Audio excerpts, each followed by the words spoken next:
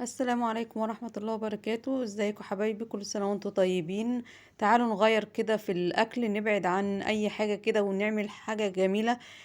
عندي هنا كده الكبدة، أنا مقطعاها شاورما. هبتدي كده، احنا عارفين ان احنا ما بنغسلش الكبدة خالص.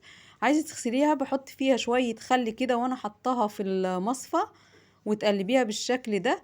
كده خلاص، كده كأنها اتغسلت تمام كده، وبسيبها على طبق بتتصفى شوية. بعد كده هنحط بقى التوابل بتاعتنا على طول. عندي معلقة من الشطيطة كده، هي عبارة عن فلفل أحمر. بتحتفظي بيه في الفريزر ان انت تحتاجيه اي وقت. هحط عليها كمان معلقة من الثوم. هسيبها بقى في التتبيلة دي حوالي نص ساعة كده لحد ما نحضر بقى ايه المكونات اللي احنا هنحطها في الشاورما الكبدة دي. بعد كده هجيب بقى بصلاية، هقطعها نفس تقطيعة الكبدة اللي هي شرايح طويلة. كل حاجة كده بحجم قد بعضه بالشكل ده، عشان تبقى شكلها حلو. ان احنا هنعملها النهاردة حاجة تانية غير الكبدة العادية. هقطعها قطع طويلة كده، هحط فيها الفلفل الوان، فلفل اخضر زي ما انت عايزة. حابة سبايسي بقى ان احنا نعملها، نجيب قرن فلفل كده حامي بالشكل اللي انت شايفاه دوت. بيبقى بتدي طعم حلو قوي للكبدة بالذات. وقطعه برضه نفس الحجم كده شرايح طويلة، وبقت معايا جاهزة.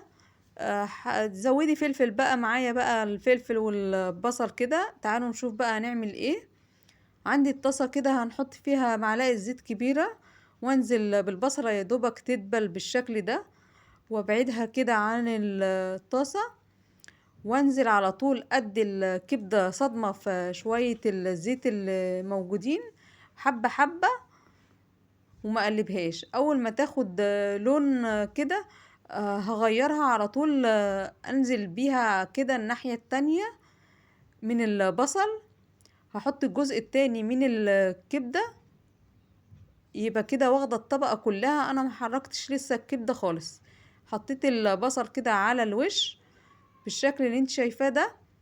قلبتها كده حاجة بسيطة ان انا افرشها على الطاسة. وبعد كده اول ما خدت لون على طول، بصوا طبقاتها كده، سبتها لحد ما اتلسعت، وكده بقت خلاص. يا دوبك ما خدتش معايا 5 دقايق كده اهو، تبقى معاكي كده جاهزة. تحطي بقى الفلفل الالوان والفلفل الحامي، ولسه بقى هنديها بقى التوابل بقى الخطيرة بتاعتنا. هنحط كمان ملح وفلفل اسمر، ومعلقة كبيرة من الكزبرة. هي دي التتبيلة بتاعت الكبدة الشاورما. الكزبرة بتدي ريحة حلوة قوي.